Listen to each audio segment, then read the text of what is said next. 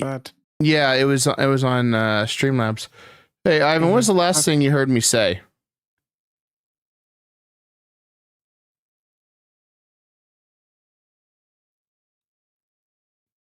What was the last thing you heard me say, Ivan?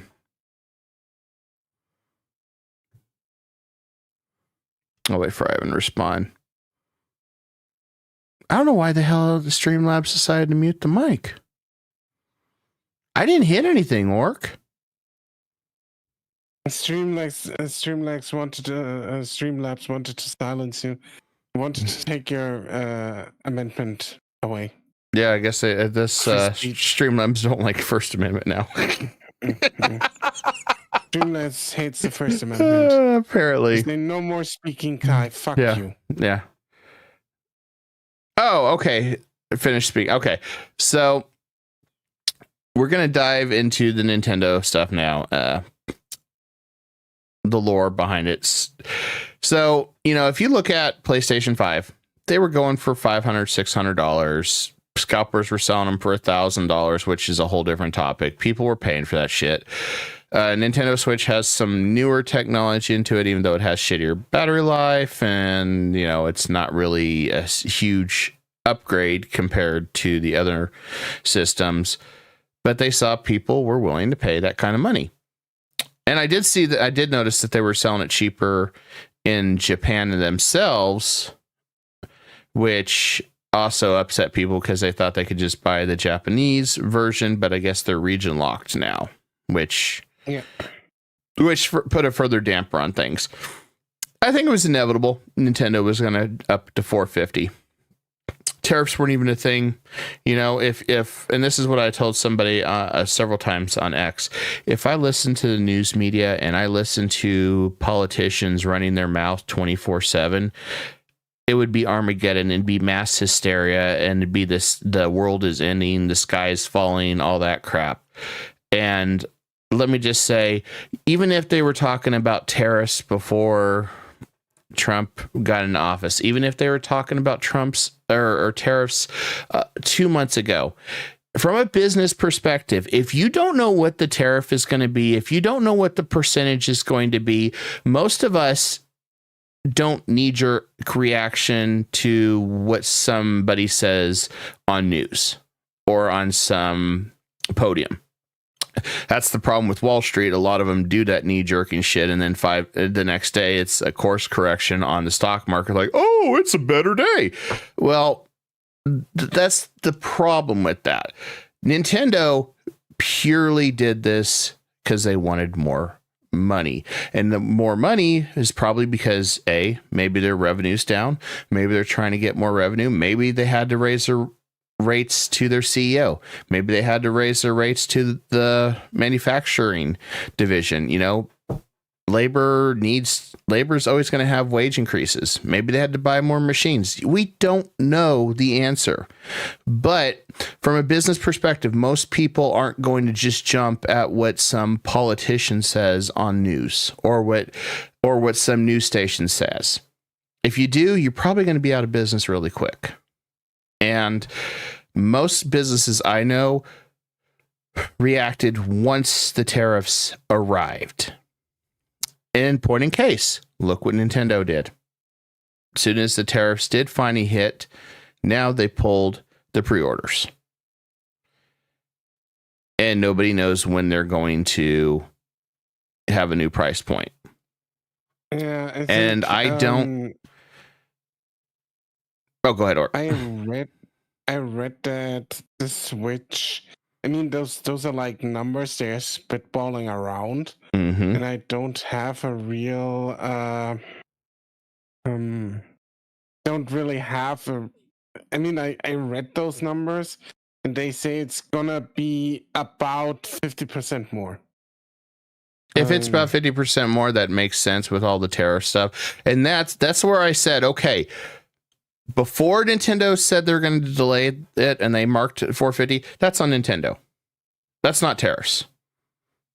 Then the following day when they pulled it and said because of tariffs they have to reevaluate their pricing, then I was like, now you have permission to blame tariffs. It was like, you can't blame politics for everything. Now you can blame politics for this, but Nintendo themselves decided to go with the 450. There's no ifs, ands, buts about that.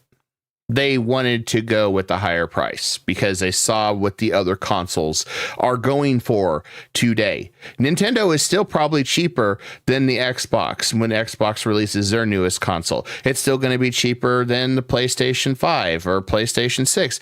It's still going to be expensive. The worst part about it, though, I love the Treehouse Club. I love seeing all those people screaming, lower your prices, drop the prices. I thought that was hilarious. I thought that was fitting because a lot of people are pissed about that, and I don't blame them. But I will also say, this is spoiler. This is going to be a really spicy rant here in a minute. Where the fuck were all you guys when Ubisoft decided they were going to charge $80 for Rebel Outlaws, plus if you wanted to have the shit that should have been built in the game on day one, like Jabba's Palace and all this other crap, so it made the game over $100? Where the fuck were you when this outrage happened? Where the hell have you been with all these games that are doing that? You don't just buy the game anymore. You buy the season pass, or you have to buy all the stupid add-ons that go with it. So by the time you get done with it, it's $100. Where was the outrage then?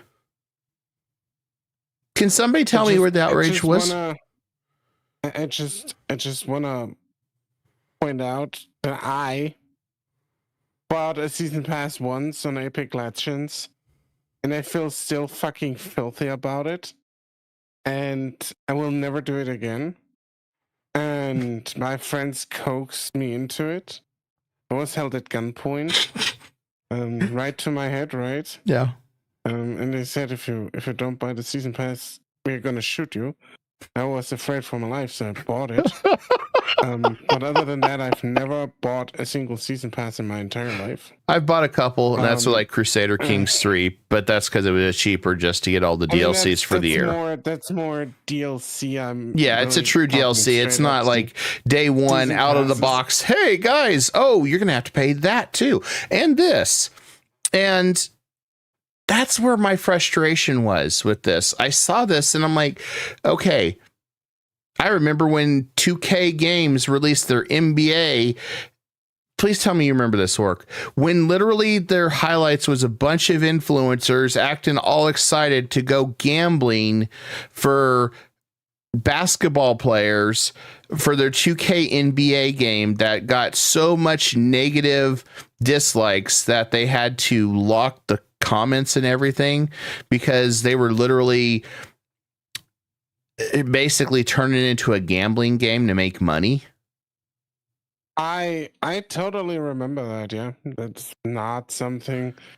I remember so many other things, even from this entire thing or these shenanigans that we get at this point aren't all that new because. No. Remember when console games would come with an online pass where they would say, look, you have to input that code so the online mode works for you. Yes. And if you wanna play online in your video game, you have to pay another €10. That shit died fast though. Yeah.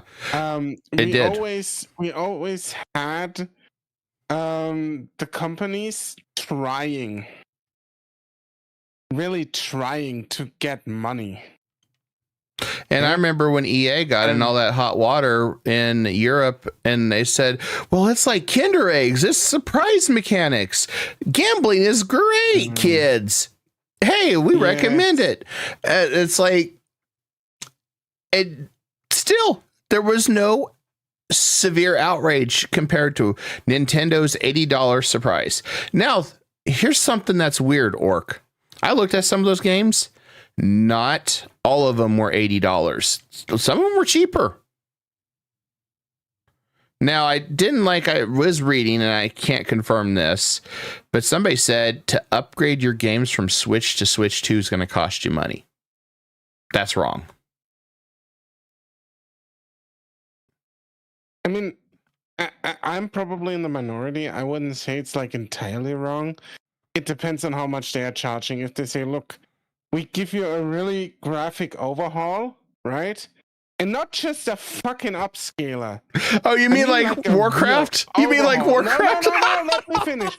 Let me finish here, yeah?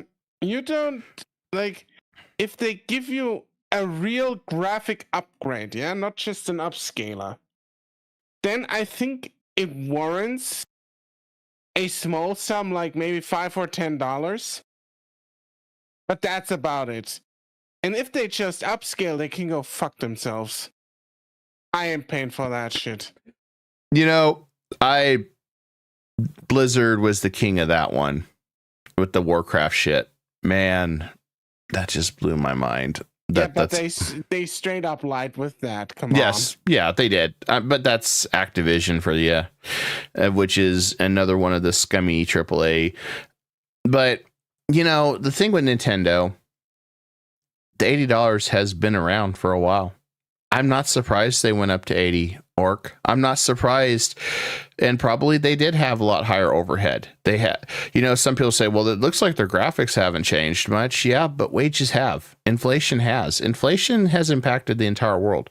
And people, here's a spoiler, people don't work for free. And CEOs, you know, they got to have their newest Maserati or their new mansion. So, I mean, yeah, CEOs and executives are going to get more money. That's inevitable. That stuff's always inevitable. You know, there's nothing you can do to prevent that. Now, you can scream, drop the prices, but they're not going to drop the prices. I'm going to sound like a fucking Nintendo fanboy here in a minute, but I'm going to be frank with you. The price change was going to come. It wasn't on my bingo card that Nintendo, of all companies, would be the first one to raise the prices to up to $90. By the way, just as a side note, I still think we're going to see it go up to $100 with GTA 6. If they drop that thing, it's going to be $99.99. And that's going to be the end of it. Oh, you know that's going to happen. You know that is going to happen, Orc. There's no ifs, ands, or buts about it. Yeah. So, like I said, I'm going to sound like a Nintendo fanboy here, but what does Nintendo do differently than almost any other AAA company out there? Or any other even console manufacturer out there? I mean, you can, like, get Sony a little bit of leeway because they do essentially the same. Nintendo delivers quality products that are mostly, not all of them, but they run very well. They are mostly extremely polished experiences. And they also have not a lot of fucking bullshit of microtransactions or a lot of DLC going on. You get the occasional season pass with Mario Kart 8, and they have been reasonably priced. Like, I think it was €10 or something for a season pass. It was not out the And ass, I think you hit the nail on the head. Like some other companies do. And this is why I am personally, and I don't think anyone else should take me as a role model, but I would be willing, if Nintendo continues this, especially with the well-polished, it runs well, it's essentially bug-free, yeah? Because this is something you don't see in a lot of AAA. Not anymore. This is something I'm willing to pay prime money for. I really am, and I'm also willing. I will mostly buy used. If I get my Switch 2, I will buy used physical copies. For the most part, I will not buy new. But if there's really a release where I say I need to have this day one, then I'm also willing to buy maybe new for 90. Bro, people Because are going to Nintendo- still buy Yeah. Nintendo day one and games day one. This is not going to hurt their bottom line. People that want it are going to get it. It's the trendsetters. They always do that. I mean, yes, there's going to be a lot of people angry. And I know there's an even debate now. It says, well, video games is a luxury. Do you really need this? I've seen that argument on X too, or Twitter, or whatever the fuck it is, you know? And it's like, I mean, video game is a luxury hobby, though. They are correct on that. But you have, even if you just buy the Switch and just go onto the Nintendo Online store, you still have options for cheap games there. yes, you do.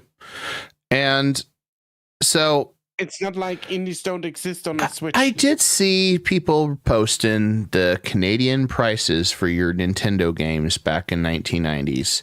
Let me tell you something on this. As somebody, as a child of the 80s and 90s that played a lot of video games, it was not unheard of to have a Nintendo game that was $50 back then.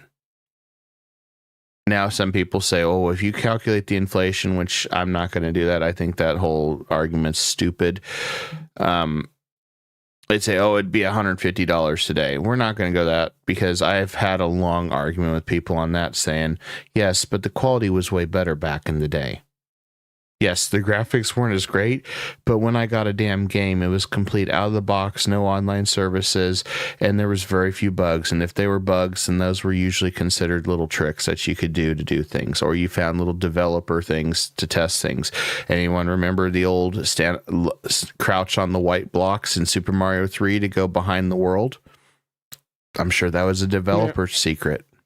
You know, that was stuff that they put in there. And that's just, and that's the way it was. But you know what? I can still go back today, Orc, and most time I will play my old stuff because I enjoy it better than I do the new stuff.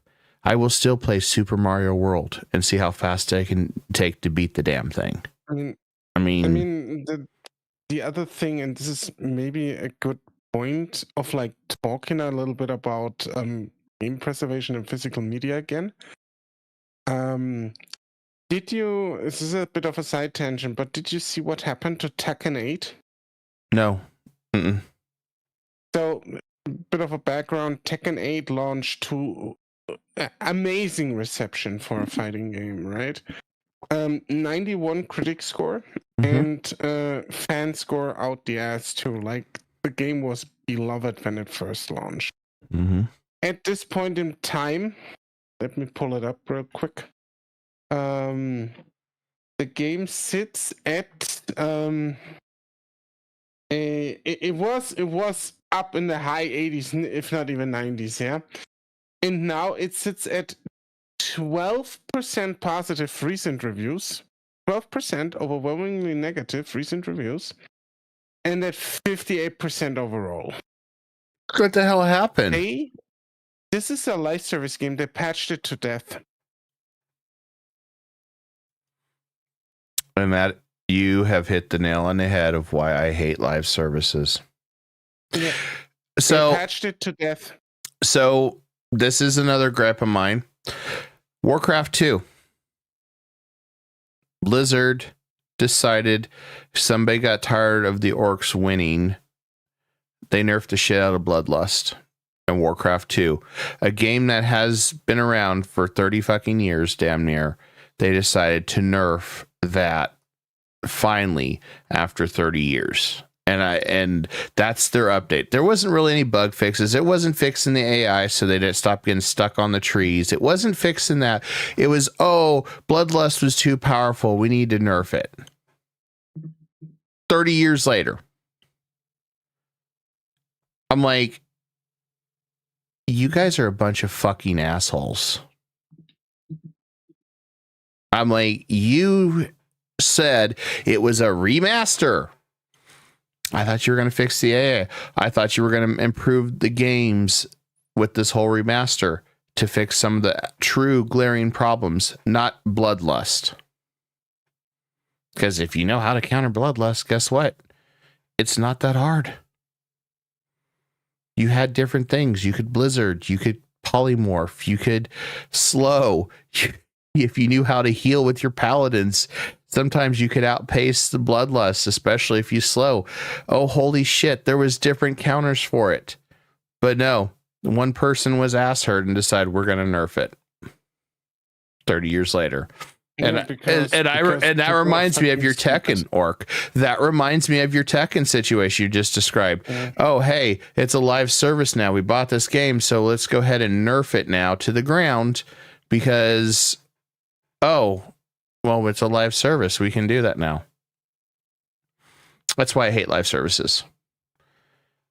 You know, and I think when that EA president said, well, the reason why Dragon Age Veilguard failed is it doesn't have live services. Most of us cannot stand live services. Most of us do not want hot fixes that are balancing repatches to stupid games that 10 years later or 5 years later, or even like this Tekken thing. Obviously people enjoy Tekken, but then somebody says, oh, well, I lost too much to Darth Vader. I got to nerf it. I just remembered Vader was in a Tekken game. I don't remember which one it was. You know what? Just enjoy the fucking game. There was cheap things you could do in Street Fighter back when it was in the arcade or Super Nintendo. God, I remember that shit. You could keep person locked forever and with Dragon Uppercut. I mean, you could cheese the shit out of people with Blanca's electricity. Who cared?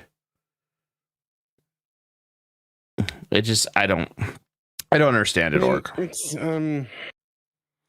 that's always, or just in general, that's always the risk you have when you go into a live service game. Those games are meant to evolve. Those games are meant to be different from where they start out. It is a thing, you know, but it took Tekken 8 2 seasons to just get fucked in the ass, essentially. And that's fucking wild, dude. Like they season 2 just completely obliterated this entire thing. And I don't think this is what I want from gaming. I don't think games should be set in stone. Right, because if you make a maybe a not so great game, patches can help to make it better, right?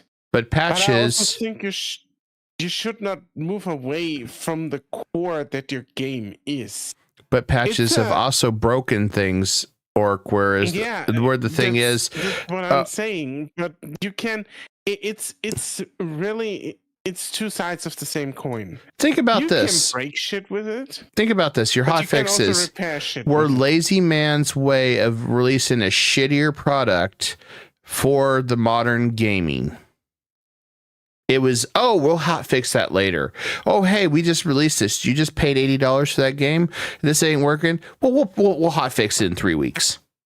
That's bullshit.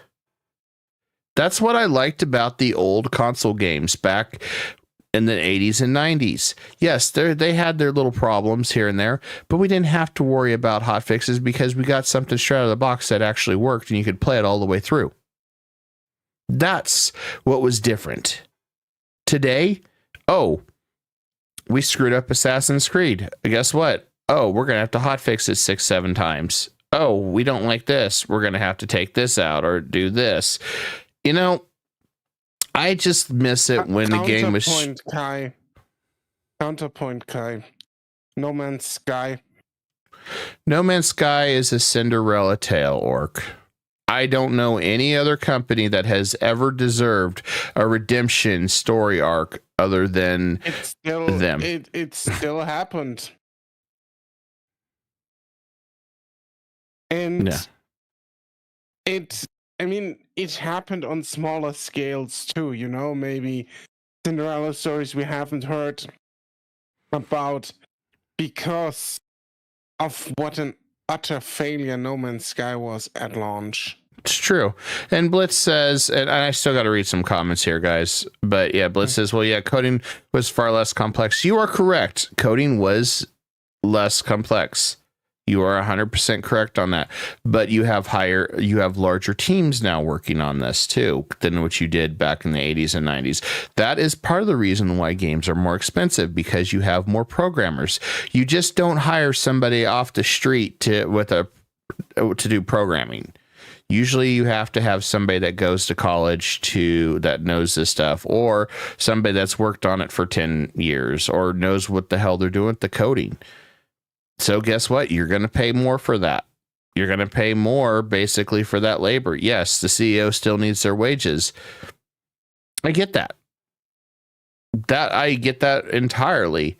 But at least the games are more complete. And I know you're trying to be devil's advocate there, Blitz, but I would like to see games be more complete for their money.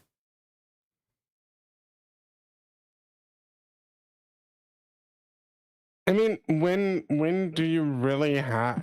There's like again, this is like also a balance. When do you make a complete game?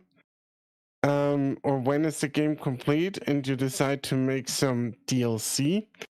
Or when do you cut out content, right? To make more money to nickel and dime your customers, so to speak. Ubisoft knows that really well, Orc. It's not just Ubisoft, it's I know. really everyone. Like, yeah. If you go on any game, really, like Bandai Namco, if you look at any, and I mean it, any fucking Gundam game they bring out, holy shit, you have so much DLC, you pay out the fucking asshole. Yeah, that's true. Or if you look at oh god, what's their face? Are you talking about Dragon Ball? Because you have to pay a lot of season passes too on that shit. No. Koei Tecmo is also very guilty of this shit. Like I'm looking at one of my favorite games of all time, Blue Reflection 2. Like that thing has like $130 worth of fucking DLC. Yeah, but okay, I got one for you. Europa Universalis 4, the game I've been streaming for quite a bit that a lot of my viewers have enjoyed. That's been about a 6-7 year game, 8 years. And yes, they have 2 or 3 DLCs a year. If you were to buy it straight up out of the box right now and you got all the DLCs, you're going to pay $400 if it's not on sale. Yeah, it's fucking insane, and you cannot or you shouldn't even buy every DLC because there's like one thing that completely fucking kills the entire game. Yeah. Like I end up getting all the DLCs on sale that I missed from the gap. I stopped playing it for a couple years, but it was less than $30 and it wasn't too bad when I did it that way. But if I were to... Holy shit, you can't even make like a monthly subscription for that thing. Either for $7.99 or for like $40.99 for 3 months. What the fuck is this? Yeah, that was Paradox's answer to it, was we're gonna rent you the DLCs now. I was like, yeah, and this is like to get back to Nintendo, right? This is like shit Nintendo doesn't do. No, they don't see shit like that on Nintendo.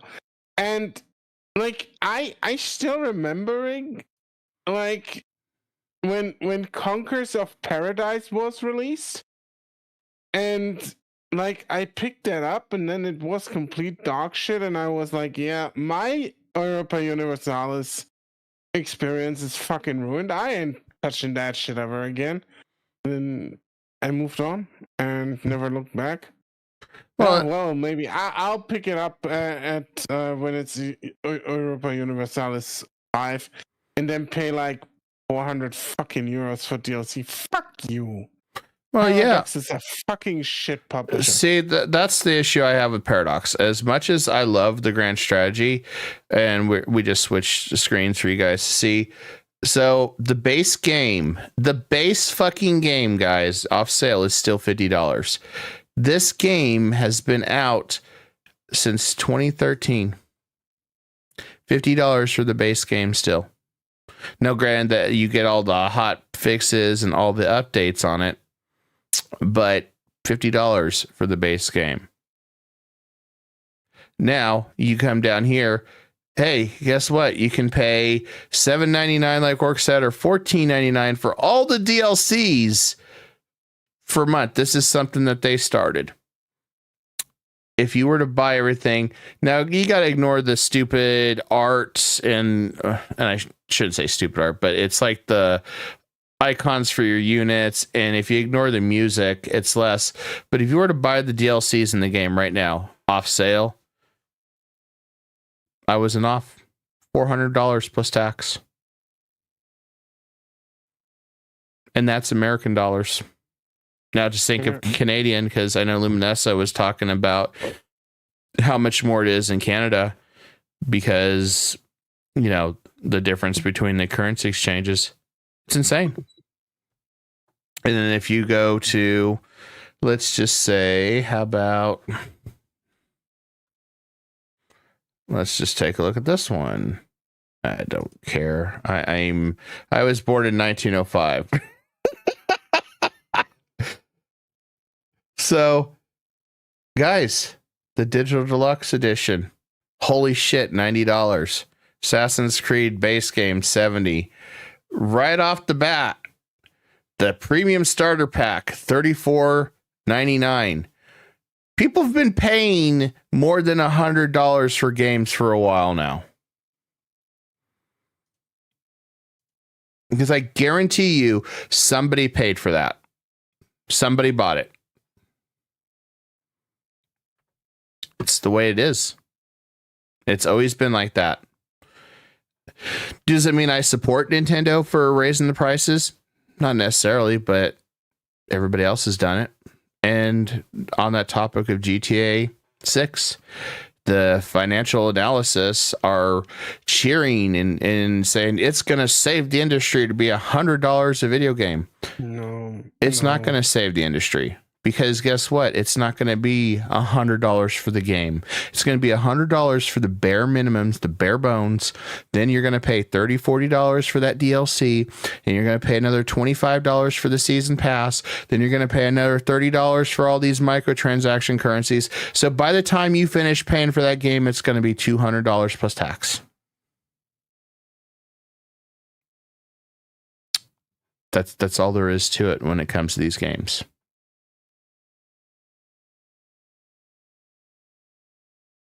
It's crazy.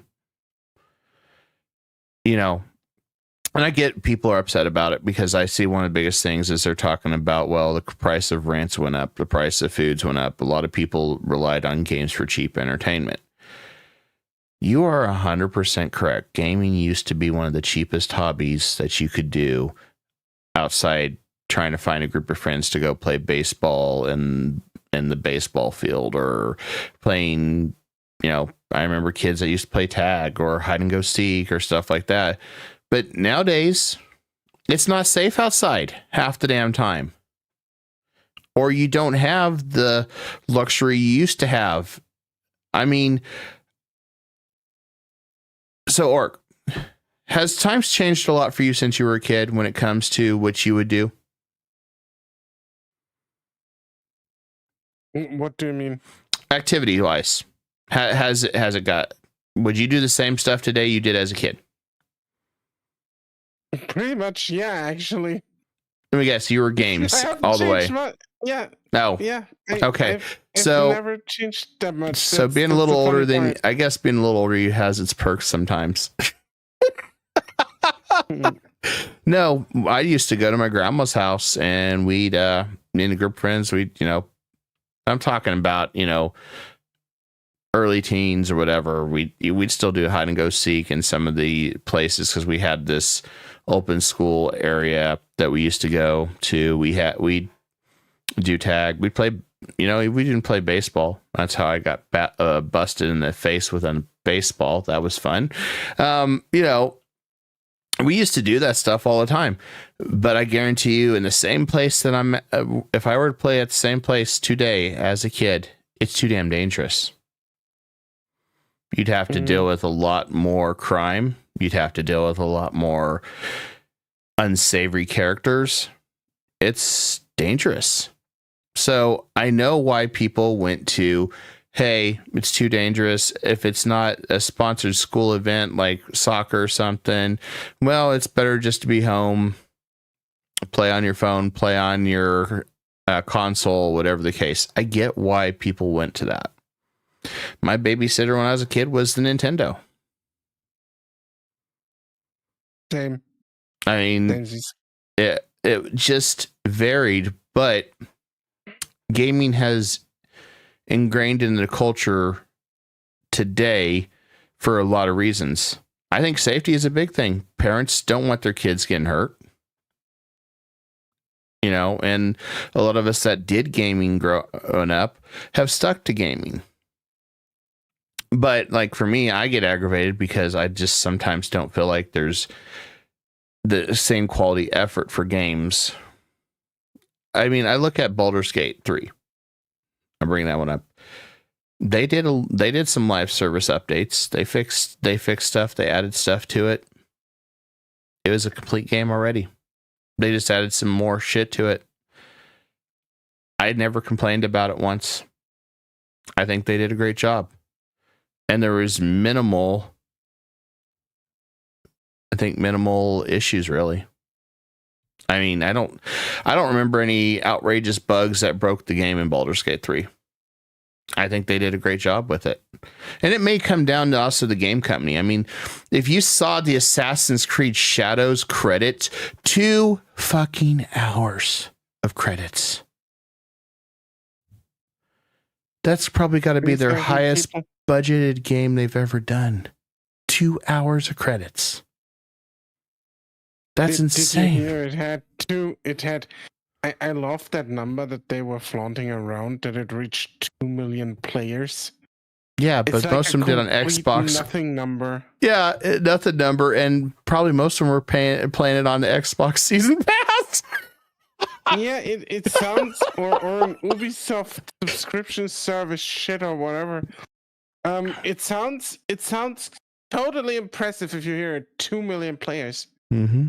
But how much did they pay for it? You know? How many of them just, how many of them were actually paid for it? What is the real sales? What is the real revenue? Yeah. That's what I want to see. Exactly. Because guess what? Tencent suddenly got a control of a whole bunch of stuff, including the Assassin's Creed franchise and everything all of a sudden with a new studio.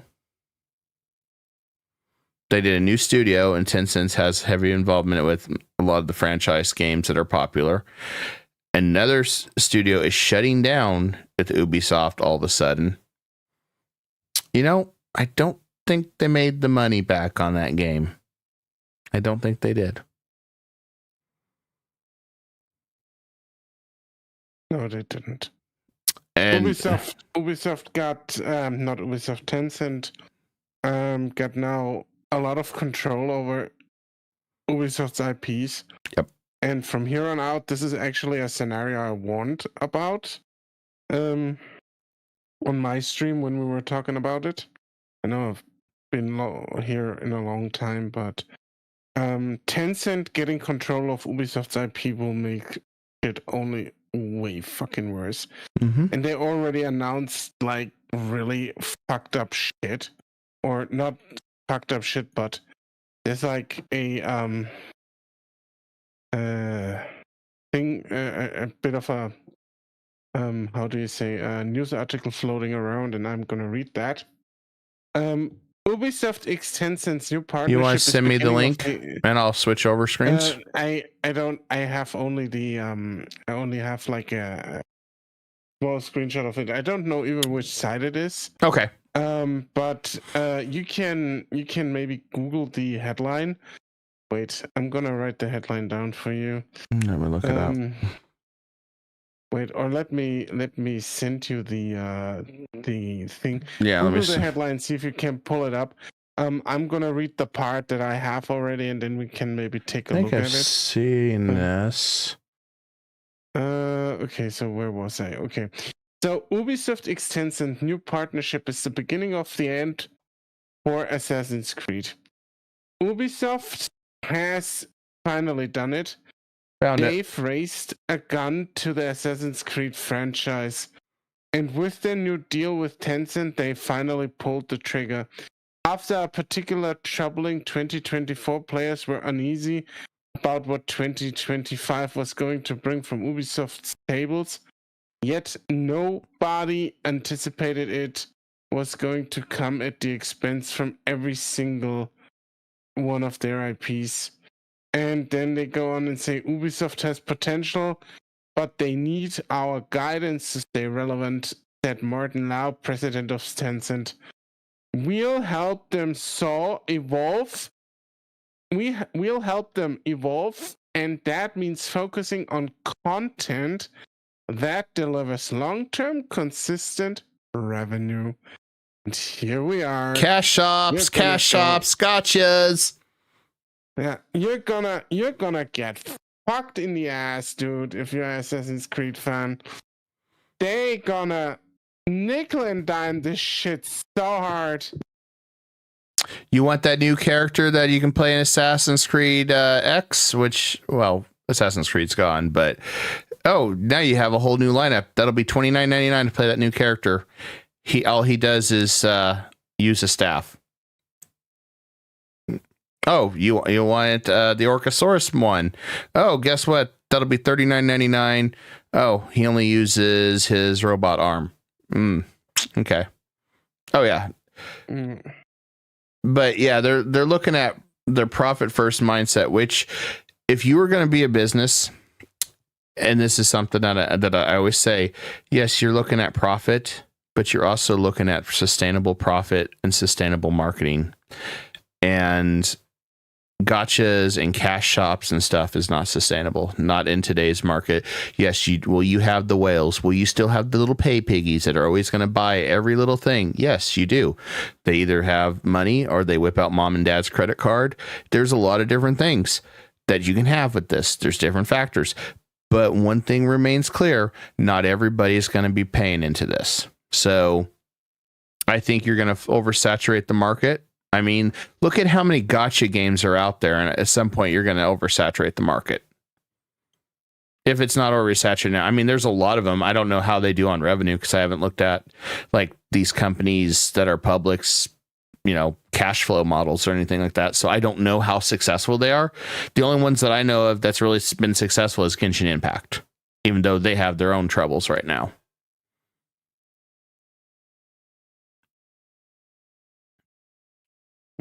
But this is on CBR.com, guys. This is the one he's talking about. And yes, Ubisoft has not been sitting well financially because of all their poor decisions for their games or their politics or their quality services or their cash shops. Look at Rebels Outlaw or Star Wars Outlaws, whatever the hell it was. It was a flop. How the hell do you flop on a Star Wars franchise game that's supposed to be open world? How the hell do you flop on it? That one should have been in the bag. That should have been a layup. Should have been a slam dunk. I don't know how you screw that up. I mean, if you're Ubisoft, you probably screw everything up. Ubisoft, and the core issue with Ubisoft is they have been way too fucking long, too stagnant. Yeah. And I can play Assassin's Creed and Far Cry only so many times before I'm being extra sick of it. Mm-hmm. And God believe me, I played a lot of Far Cry. I played way less Assassin's Creed, but I played a lot of Far Cry. And the only one that was really sustaining them some money was Rainbow Six Siege, but that's because they had the season packs and cash shops that they could just keep whipping out new characters. Rainbow Six Siege was really a game I personally never saw coming. I remember the E3 presentation of that one. And it was a good game. And it just, I got bored of it after a while. And how much I riffed on it because I was like, yeah, this shit is so staged. And it was a multiplayer. Because if I think Rainbow Six, I think something completely different. Yeah. And I'm so mad they never released another Rainbow Six single player game after that one. Holy shit, dude. Man, I'm still mad. I love Splinter Cell. I loved Rainbow Six Vegas. I loved a lot of those, but no, we're not going to see those anymore. Those were, and that's the weird thing. When I say people, these companies think everything has to be online. Everything has to be, cash shops. If you just release a good single player game that really has good quality hours and good time, and it's got a good story, or it just got phenomenal gameplay, guess what? You could still roll in the cash. You could still roll in and make a lot of money. I mean, and I hate going back to this, and granted, this was an IP that was popular, but so was Tom Clancy's, and that was Baldur's Gate 3. They didn't have DLCs. They didn't have cash shops. It was a straight up game. Yeah, you could play with your friends, but most time you could just play single player. You didn't need your friends to do anything. It was like the perfect storm, in my opinion. And there's very few of those games out there like that are just those perfect games that made enough money that it just made the company even bigger. And they covered their costs and covered the licensing and all that crap. Now, Baldur's Gate 4 is going to probably suck because, it's not the same studio doing it, but they're going to think that, oh, yeah, since Larian could do it, anybody could. I don't think that's the case. Especially if you get some of these AAA studios involved in it, because they just don't know what the hell they're doing.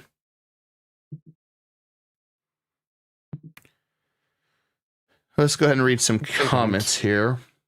You catch up on this. All right, so Sony don't make money on PS5 console. They make money from the games. Ivan says $80 Switch game and $20 tax. $100 for a Switch game like GTA 6. Can you imagine that? Yeah. It's the beginning of the end of the gaming industry, I think, with the $100 crap. You comment on that one, or before I keep going down? Oh, okay. All right. Ivan says, Next Info don't give a damn when they're reviewing the Switch 2. People are still going to feed on it. Yeah. And Lunessa says $6.99 for the base console and $6.99 for the Switch and Mario Kart. Then our taxes here still an $800 console. No, thank you for me. So you're saying $1,000 consoles for new PlayStation, Xbox, LO, and CDN. I would just use my PC. Also true. They've been doing it for a while. We've talked about it before. Yeah. That's the nice thing. By the time these consoles are catching up with PC, well, PCs are getting better and better. And I'm not saying it's cheaper, but you can still get some relatively cheap models to play most games that you want.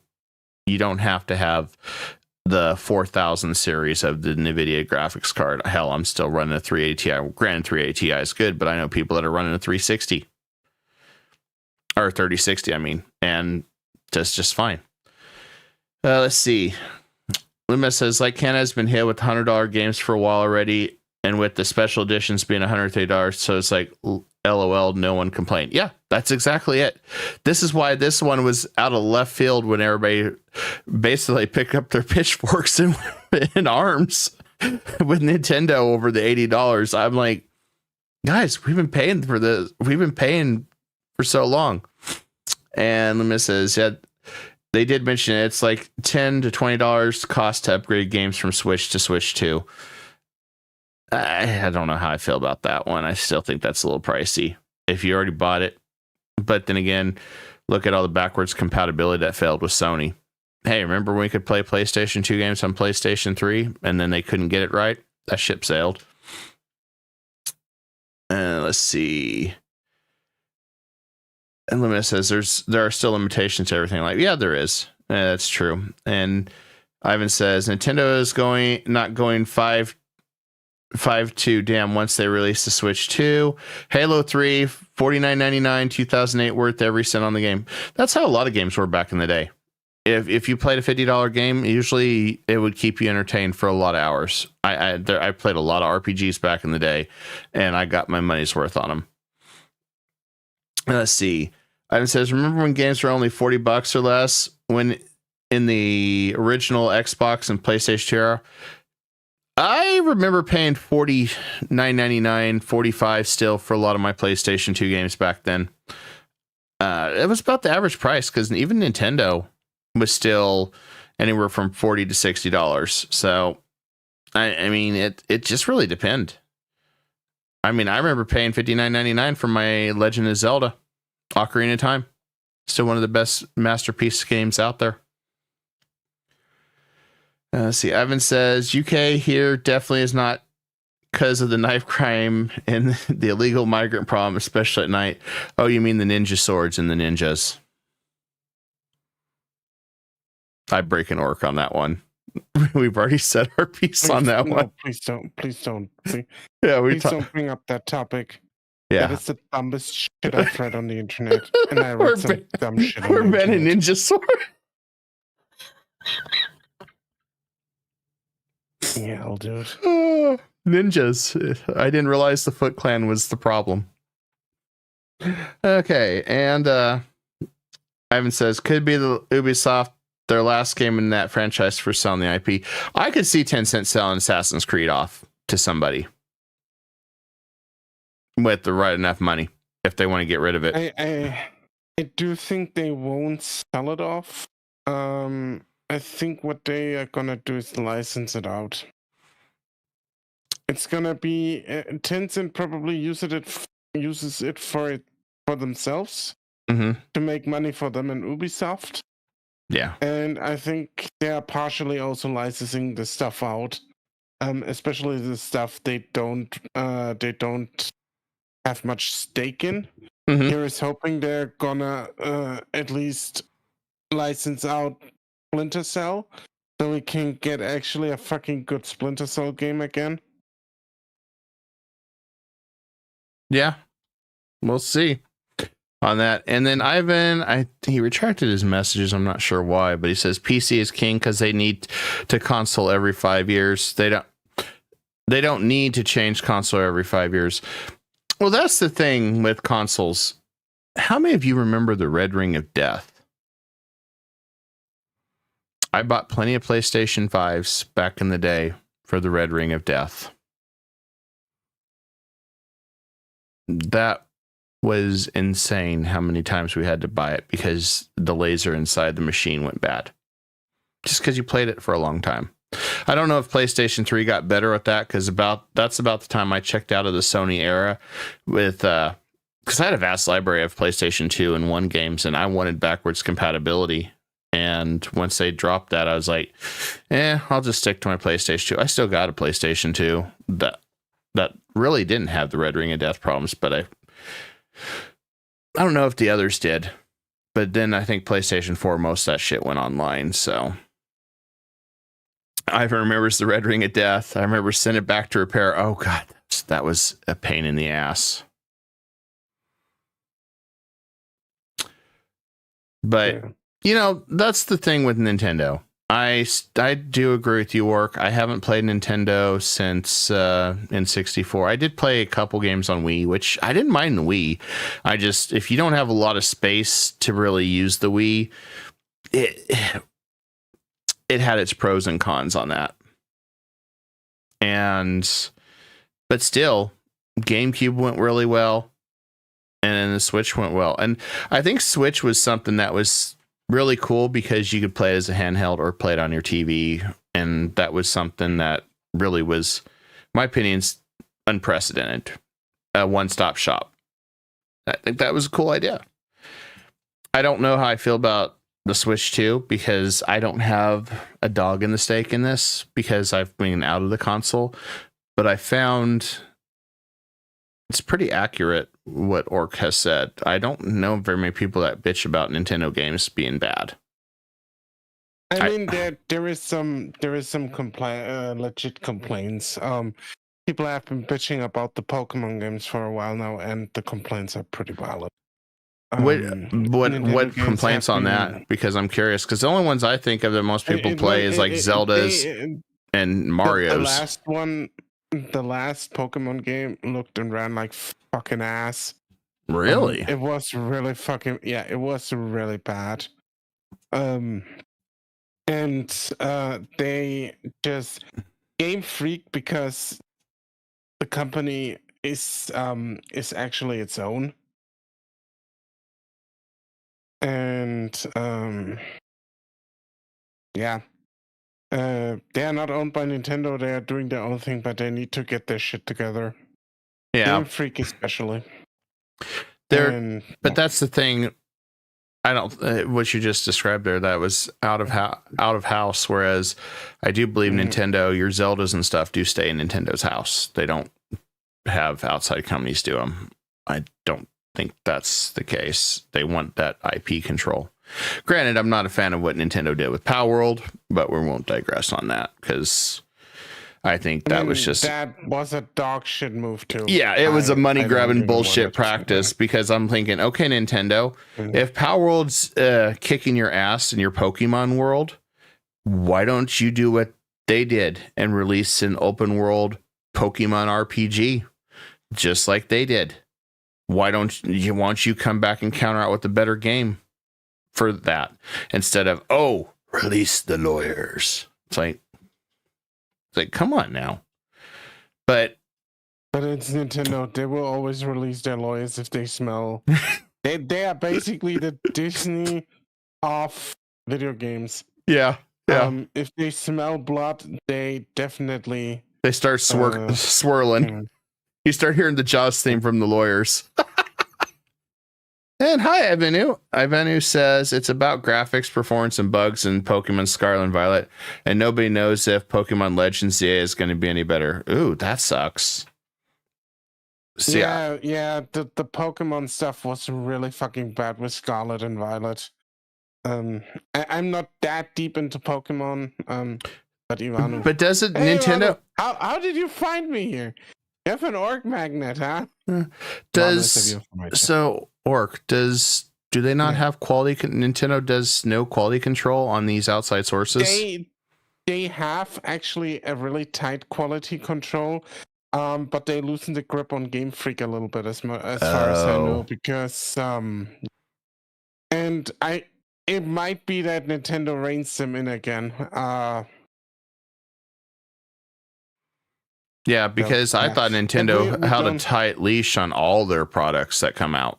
They usually do, so I'm surprised they really didn't for Pokemon. But as I said initially, there are outliers. For all of their stuff, right? Right. But you can't generally bet. Let's say 80% of the Nintendo games are at least have a certain quality standard. Yeah, that makes sense.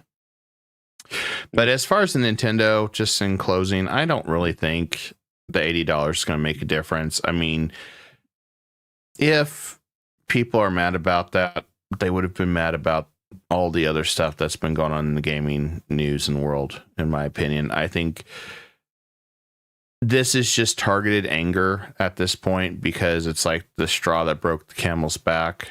Nintendo is the last one there. And, I don't think you really can prevent that.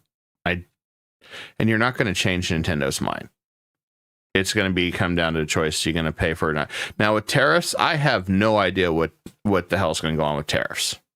Now that we do know that tariffs are going on and Nintendo delayed it, you could see $100 games with Nintendo tariffs, but I've heard something interesting, Orcs. So I don't know if this is substantiated because I haven't dived too deep into it. If it's digital, it will not be impacted by tariffs. If it's physical, it will be impacted by tariffs. So I don't know. I mean, it could, what I see in general about the tariffs is that the tariffs are going to start to hurt the gaming industry as a whole, except Steam, because Game will still do nothing and win. Oh, dude, that dude don't have to do anything. He just rolls in money. Yeah. And what I feel like, and this is a way bigger threat than those license cartridges that Nintendo did introduce, or just made people more aware of, is the tariffs for physical media.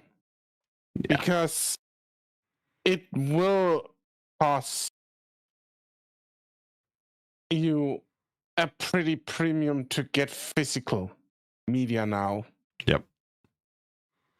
And I could see like if they're saying Mario Kart's $90, I could easily see the price point going up to $100 for the physical. And that will be interesting. Now, granted, that we don't know what's going to happen with the tariffs. You know, they could be the same situation, Japan and US talk, and then the tariffs go away or whatever, and then we're back to singing Kumbaya. But who the hell knows? I think it's a weird situation. It's a very, very weird situation, and I don't know. I don't have an answer on that. But I mean, then again, the answer is really this: the man in the White House needs to stop spurging out about his tariffs. I know it's a very coarse language that I just chose, but that's exactly what happens right now. And I'm usually not somebody who's Well, I think rightly so. Everybody's upset about the tariffs, and even businesses now are starting to finally get impacted because they finally have an answer on how much it's going to cost. Everything's going to go up quite a bit right now until things get resolved. I mean, you know, I'm hearing, you know, in the grapevine, even some of the stuff that I've been involved in, prices are going to go up 20, 30%. And I'm like, shit. And, you know, that worries me. So I'm, you know, as a gardener, I get certain supplies that I need. So from the gardening channel that I do, a lot of that stuff comes from other countries. Like you get a lot of peat moss from Canada. I have no idea what the hell the tariffs are going to impact on peat moss. I have no idea what it's going to impact on sulfur or azomite or fertilizers in general. Now, granted, a lot of the first fertilizers went up because of like the war that over in Europe that's been going on for, I don't even know how long anymore, 4 or 5 years. Is it 4 or 5 years? And so we didn't have near the amount of supplies anymore to buy. So, because I always wondered why a lot of my fertilizers went up, and they said just a lot of the places they got it, they couldn't get it anymore. So I don't know. I don't know what tariffs is going to do for even in the gardening. I know a lot of industries are going to feel it, though. It's not just one. Yeah, Ivanu, I do gardening. It's Kai Dragon Gardening and Cooking. I partner with my mom on that channel, which I've got 5 videos I got to finish editing. It's been too cold and the weather's been screwed up, so I have not been doing any video production this week, and we've had some pretty nasty storms, which we finally got a little bit of rain work. Only took us 2 years to get rain. Yeah, only took us 2 years. But we're still in a drought. And then it washes everything away. Yeah, all the runoff. But yeah, I think.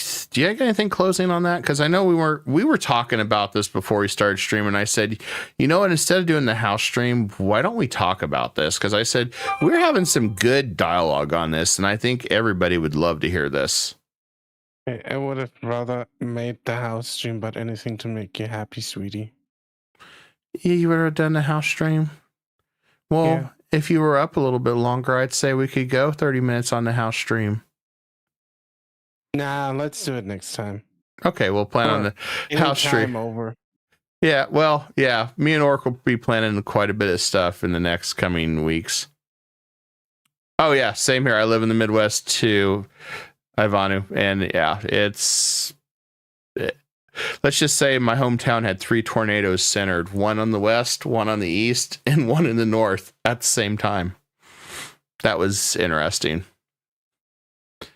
So luckily nobody got hurt, but that was pretty crazy. By the way, so here's a fun topic for you at work. Germany, do you guys get tornadoes? No, not at all, actually. Really? Thing over here. No. So the most damning thing you guys get is probably blizzards, if that. Not even that, really. We have like pretty balanced weather. I mean, we can get the occasional flooding, and in a few years' time, we can get like really steep cold temperatures, but that's also a few like only like every 5 years or something. It's not like we don't really deal with a lot of nature shit over here. That's wild. I figured you guys would have had like still like tornadoes and stuff or something, but no, absolutely not. I think the moment a tornado is plowing through our country, we are gonna be fucked because nobody knows what to do. That's scary. We'd be like the most headless chickens ever. I can tell you that already. It'd be like Godzilla popping out of the ocean. It'd be just like that. And we're like, ah! That's scary. That's a very scary thought. But well, if you guys have never dealt with it, yeah, then you guys are lucky. We have to deal with floods, tornadoes, blizzards. I don't have to deal with hurricanes, although I've had a tropical storm almost get to us, but that was because it was like started as like a category 4 hurricane, and then by the time it gets to us, it's tropical storms. And Blitz says US and Canada have the highest occurrences in the world. Imagine that.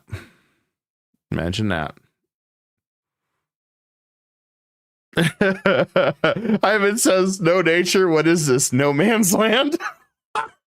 No, I mean like with nature catastrophes and shit, but I know you're goofing. Yeah. He lives in paradise, guys. He doesn't have to worry about natural disasters. Paradise. Fine. Yeah, natural disasters. That was what I was looking for in terms of words. Yeah, he just kicks back and hit in sunbays, and he don't have to worry about any of that shit. We have to worry about where the sky turns dark, and then you see the wall clouds, and you're like, I don't think we're in Kansas anymore, Toto. Please, if you remember that movie, then you're probably pretty old like me. Do you remember that movie line? Orc. Yeah. Oh, you do? What movie was it? Yeah, Wizard of Oz. Oh, holy crap. He remembers it. Damn. Yeah. Million Ways to Die in the Midwest. Jesus. He's not wrong, but at least you don't have to worry about earthquakes and hurricanes too much. Oh, also want to say, big shout out to Val Kilmer, legend, passing this week. We watched Top Secret yesterday on movie night.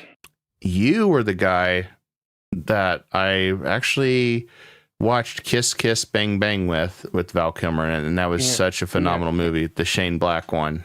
And I was like, that was one of the few actors that I was shocked, but I knew he was having a lot of health problems. I just didn't think it was pneumonia when I saw the news anyway. I was like, what? I think he had like cancer, and he had fought cancer. Defeated it. And the what was it? And then it was like pneumonia, as you said, on top of everything. And if you had cancer and like your immune system's going to be pretty shit anyway from cancer, especially if you're doing chemo and surgeries and all that. Yeah, you're already going to be weak and susceptible to pneumonia.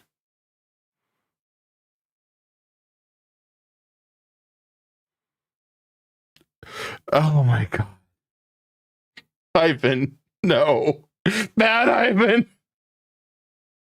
Bad Ivan. Bad. Don't make Orc rage. But I'm too tapped out to rage at the ninja swords today. Yeah, he's tapped on the ninja sword remarks. But Yeah, I will say, tired. Ivan, I had the strangest thing happen in my area. Somebody stole a historical cannon out of a park. Don't know why the hell anybody would steal a cannon, but they did. That was the weirdest and dumbest shit I'd ever seen. I don't know why. I'm just... So, world is very strange right now. The world is very, very strange. All right, guys. So we will be doing Nightmare Slayer or Nightmare World next week. Just to kind of give you guys a heads up as we're closing on this stream, we will be having I don't have the official name of it yet, called Unsafe for YouTube. It's like a panel that we're putting together with me, Orc, and a whole bunch of other guests. It'll be a Kick exclusive just because it could probably be considered safe for YouTube, but I don't want to take any chances with some of our guests. They're kind of going to be a little wild and spicy, and I don't want Orc to blush too much. Yeah, as if I'm the one who's gonna blush, dude. Oh, dude, I'm probably going to be dying of laughter by halfway through it as we go through it. And Ivan says they got to melt it down or blow stuff up. Who knows? I don't know. It was weird. They caught the person. They had it in his basement. I was just like, what the hell? But no, so I need to plan that out. That'll be a fun show, and then probably edit that down from Kick to where it's PG friendly, if that's even a possible thing with some of the guests that I'm going to have. Holy crap. So I will be dropping that link and probably opening Discord up in maybe next weekend so you guys can see the announcements and stuff. So that's something I've got in the works. But yeah, it'll be fun. I may have 4 VTubers coming on, and that's excluding Orc, because Orc's my number one right hand guy when it comes to VTubing. Well, when are you becoming a VTuber, Kai? When am I coming to become Are YouTube? you finally embracing your dragon daddy form? Oh, well, I don't know yet. That's probably down the road. But if I keep losing weight, I might just be cosplaying it. I've already got some stuff that I'm looking at ordering. So, yeah. So it might be interesting. But no, we're continuing to evolve the channel here. Just letting everybody know. We'll still have the news and stuff. I'm just trying to catch up. It's been crazy. Health and everything. Orc tries to tell me to slow down sometimes. He yells at me a lot. Yes, that too. But I also tell you that you need to prioritize the rights. Yes, that's true. Anyway, guys. And you sometimes don't do that. No, that's true. But that's how I am. And you wouldn't have me any other way, Orc. That's all. We can't argue about that until the chickens come home to roost. Well, good thing I don't have chickens yet for the garden. Anyway, thank you guys for hanging out. Thank you, Orc, for coming on and doing this with me. You are amazing and great, dude. And audience, you guys are all awesome. Thank you for hanging out. Probably start my second stream in about an hour. We'll be doing some EU4. You guys, I found a gym of the Aztecs, so I guess we might be doing that for entertainment tonight. We'll see. Anyway, with that, I bid you all good night, or see you in an hour. But thanks again. Bye for now.